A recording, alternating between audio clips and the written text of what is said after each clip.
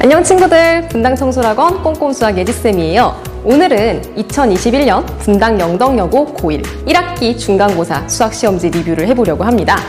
우선 영덕여고는요, 교과서는 신사고, 그리고 부교재는 EBS 올림포스 고난도를 사용하고 있고요. 2001호 개정 이후로 부교재가 한 번도 안 바뀌고 같은 부교재를 계속 사용하고 있습니다. EBS 교재를 부교재로 사용하는 학교들이 상당히 많은데요. 그중 세 가지, 제일 많이 쓰는 세 가지. 첫 번째가 EBS 닥터링, 그리고 두 번째가 EBS 올림포스, 그리고 세 번째 EBS 올림포스 고난도까지. 지금 영덕여고 부교재인 EBS 올림포스 고난도는 난이도가 상당합니다. 지금 얘네들은 시중 문제집 중에 일품, 블랙라벨, 얘네랑 비교해서 견주었을 때 비슷하거나 어려운 문제의 경우는 더 어려운 문제들조차도 있을 정도로 어려운 문제집이에요. 그러다 보니 학교 시험 난이도 또한 상당합니다.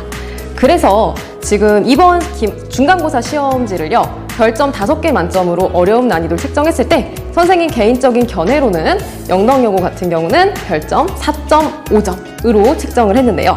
어렵긴 하지만 별 반 개를 뺀 이유가 딱 하나 있습니다. 그 이유는 부교재의 연계율이 굉장히 높아요. 전체 20문제 남짓되는 시험 문제 중에서 3문제, 4문제를 제외하고는 전부 부교재에서 숫자만 바꿔서 나오는 수준으로 항상 출제가 되고 있고요. 이번 중간고사 또한 변함없이 그대로였습니다. 그래서 전체 문제 중에 딱 3문제, 객관식 13번, 17번, 그리고 서술형 2번, 이 3문제를 제외하고는 모두 다 부교재에서 숫자만 바뀌었거나 아니면 거기서 약간의 디테일을 추가한 정도였거든요. 한번 시험지 같이 살펴보도록 할 거예요. 먼저 1페이지, 1번부터 5번까지는 그냥 무난한 정도입니다. 그래서 교과서 기본 대표 유형만 풀 줄 안다면 손쉽게 풀 수 있는 난이도 하 문제였고요. 똑같이 뒷장 넘어가서 2페이지도 마찬가지입니다. 교과서 난이도보단 살짝 올라가긴 했지만 그래도 중간 난이도 정도고요. 여기서 난이도가 조금 어려워지는 문제들조차도 처음에 앞서 말한 것처럼 전부 부교재에서 숫자를 바꿨습니다. 예시를 들면 9번 문제인데요. 9번, 부교재에는 숫자가 F2x-5, 그런데 학교 시험지에는 F3x-1, 둘의 순서만 바꿔서 그대로 문제가 나온 걸 볼 수 있습니다. 이런 식으로 진행이 돼서 3페이지도 학교 부교재나 교과서를 열심히 풀어봤다면 그닥 어렵지 않게 체감 난이도가 낯설지 않을 것 같아요. 그리고 이제 학교 시험 문제에서 이제 연계가 없었던 첫 번째 문제, 객관식 13번.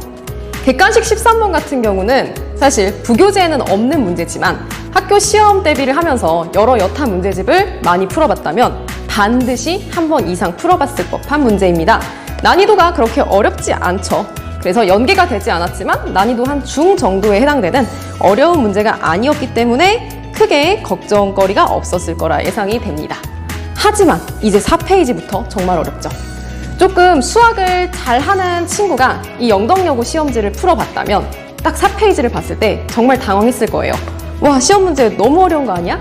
근데 사실 이 4페이지부터는 정말 부교재랑 똑같아요. 부교재 연습 많이 했으면 그냥 흔하게 볼 수 있었을 정도의 내용들입니다. 그래서 14번 문제도 부교재에 있는 숫자 12를 시험지에서는 22로 바꿔서 낸 것 말고는 완벽하게 똑같은 거 볼 수 있고요.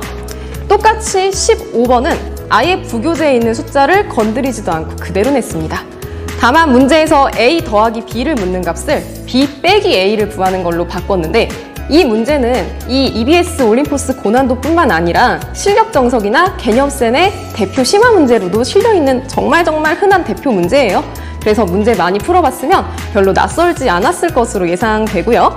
똑같이 16번도 보기에는 굉장히 좀 어마무시한 문제 같지만 아예 숫자 또한 바꾸지 않고 마지막 디테일만, 부교재에서는 A 빼기 B를 구하여라 라는 문제를 시험지에서는 A 더하기 B를 구하여라 라고 출제를 했네요. 그래서 여기까지 부교재를 열심히 풀어봤다면 그냥 접근할 만한 유형이었습니다. 그리고 이제 두 번째로 아까 말씀드린 부교재에 연계가 되지 않은 두 번째 문제, 객관식 17번인데요. 이 문제는 부교재에는 없는 게 분명합니다. 하지만 우리 셈이나 마플 시너지, RPM 같은 대표 유형서를 풀어봤다면 무조건적으로 봤을 법한, 심지어 유형도 분리되어 있죠. 오메가 세제곱이 1이 되는 정말 대표 유형이에요. 물론 뒤에 가면 조금 시계 디테일이 좀 어려울 수는 있어요. 근데 앞쪽 도입부가 그렇게 크게 어렵지 않기 때문에 킬러까지는 아니고 난이도 상 정도로 볼 수 있을 것 같아요. 근데 부교재를 떼놓고 보자면 사실 방금 앞서 이전에 말한 14, 16번이 사실은 17번보다 더 어려운 문제입니다. 그래서 이 앞쪽 문제를 잘 풀었다면 17번도 그렇게 체감 난이도로는 어렵지 않았을 것 같아요. 이제 5페이지 문제가 좀 상당히 많고 식도 긴 편이긴 해요. 18번, 19번 전부 다 올림포스 고난도에 그대로 있는 문제들입니다. 약간의 디테일만 바꿔서 A 더하기 B 더하기 C의 값이 10이다. 이런 식으로 문제를 살짝 틀은 것 말고는 똑같아요. 그리고 문제가 크게 달라지지 않았기 때문에 이 문제도 난이도 상인 반면 마지막 객관식 문제는 올림포스 고난도에 있는 문제랑 거의 똑같지만 딱 한 줄의 디테일이 추가됐습니다. fx는 0이 서로 다른 두 실근을 갖는다. 이 조건 때문에 약간 문제가 복잡해지긴 하거든요. 그래서 선생님 기준 이 문제를 킬러로 삼긴 했지만 똑같이 EBS 올림포스 고난도를 풀 때 제대로 이해를 하고 풀었다면 그렇게 아주 손도 못 댈 정도의 어려운 유형은 아니었을 것 같아요. 네, 그리고 이제 서술형 문제가 두 문제 있었는데요. 서술형 문제는 학교마다 조금 스타일, 디테일이 달라요. 어떤 학교는 증명을 위주로 내는, 증명을 좋아하시는 선생님들이 있고요. 아니면 또 어떤 학교는 일단 기본 점수를 맞게 하려고 좀 문제를 쉽게 주시는 선생님들이 있어요. 근데 영덕여고는 항상 해마다 참 무자비합니다.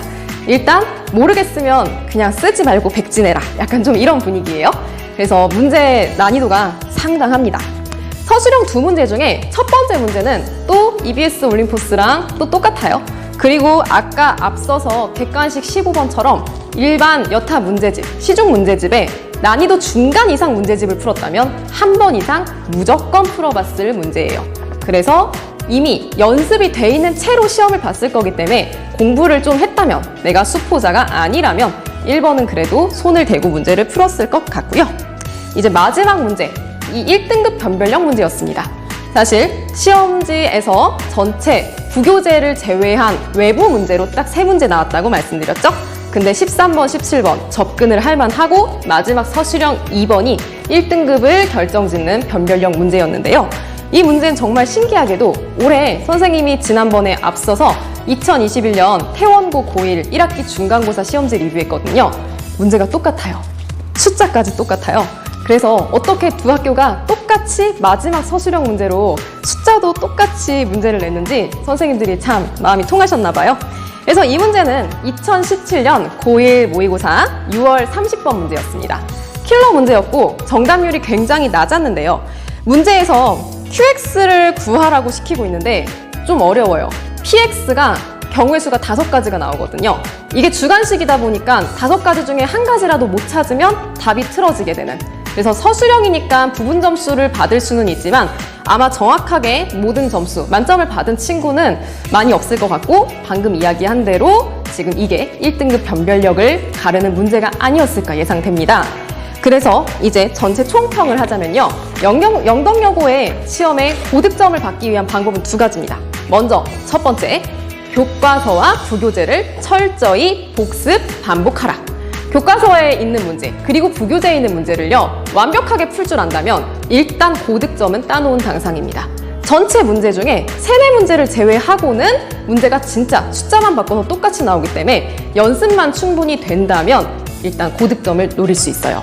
그리고 이제 두 번째, 1등급 굳히기를 위해서 모의고사 킬러 문제를 충분히 연습해라. 킬러 문제는요, 시중 문제집 중에 모의고사 문제집을 모아놓은 자이스토리나 시리얼 등등의 문제집들이 있고요. 이 문제집들을 풀어보면서 실전 감각을 키워서 실제 시험 문제에서 1등급 킬러 문제가 나와도 당황하지 않고 풀 수 있게끔 충분한 연습을 한다면 좋은 성적을 받을 수 있을 것 같습니다. 네, 그래서 오늘 선생님이 준비한 영상은 여기까지고요. 다음에도 유익한 내용으로 찾아올게요. 다들 기말고사 공부 열심히 하고요. 우리 다음에 또 만나요. 친구들 안녕.